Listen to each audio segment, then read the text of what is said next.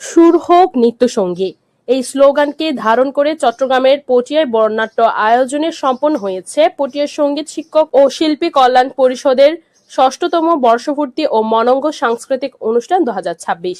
আজ ২৭ মার্চ শুক্রবার বিকেল ৪ ঘটিকায় পটিয়া সরকারি কলেজ অডিটোরিয়ামে এই অনুষ্ঠান অনুষ্ঠিত হয়। অনুষ্ঠানের মূল আকর্ষণ ছিল নবগঠিত কার্যকরী কমিটির শপথ গ্রহণ, আলোচনা সভা এবং দীর্ঘ সাংস্কৃতিক পরিবেশনা। পটিয়া সঙ্গীত শিক্ষক ও শিল্পী কল্যাণ পরিষদের সভাপতি শ্রী দীপক শীলের সভাপতিত্বে আয়োজিত এই অনুষ্ঠানে প্রধান অতিথি হিসেবে উপস্থিত ছিলেন চট্টগ্রাম ১২ পটিয়া আসনের মাননীয় সংসদ সদস্য আলহাজ এনামুল হক এনাম।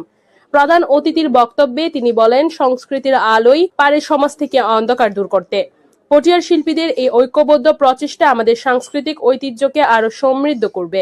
তিনি আরো বলেন, তো রেজিস্ট্রেশনের জন্য এখান থেকে আপনারা প্রসেসিং করে পাঠান, সমাজ কল্যাণ মন্ত্রণালয়ে প্রয়োজনে আমি ওখানে আর সহযোগিতা করবো। এখান থেকে যেটা করতে হয় আমি বলে দেব, যাতে দ্রুত ওই কাজটা করে দেয়, যাতে ওটা মন্ত্রণালয়ে যাতে পাঠাই, ওটা আমি করে দেবো। আপনাদের কাজ হবে আমাকে প্রসেস করে দেবো, আরগুলি আমি যেখানে যেখানে ফোন করতে হয় আমি ফোন করে দেবো। আমি সকলকে আবারও ধন্যবাদ জানাচ্ছি। এই সমাজে সুস্থ বিনোদন ছড়িয়ে দিতে হবে।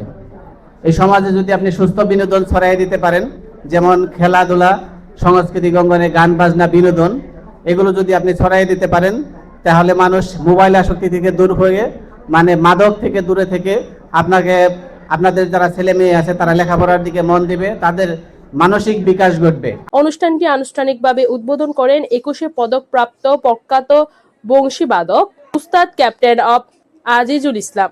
বিশেষ অতিথি হিসেবে উপস্থিত থেকে বক্তব্য রাখেন চন্দনাইস্থ আমানত বদরুন্নেসা মহিলা ডিগ্রি কলেজের অধ্যাপক শান্তপদ বড়ুয়া, বিশিষ্ট সাংস্কৃতিক ব্যক্তিত্ব ও সংগঠক শ্রী তরুণ ভট্টাচার্য এবং শিল্পী কল্যাণ পরিষদের সাধারণ সম্পাদক ও সঙ্গীত শিক্ষক শ্রী রিশু তালুকদার।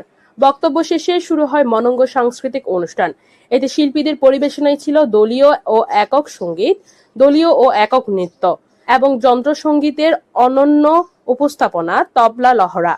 পটিয়ার বিভিন্ন পর্যায়ে সঙ্গীত শিক্ষক ও শিল্পীদের এই মিলন মেলায় উৎসবের আমেজ ছড়িয়ে পড়ে পুরো অডিটোরিয়াম জুড়ে।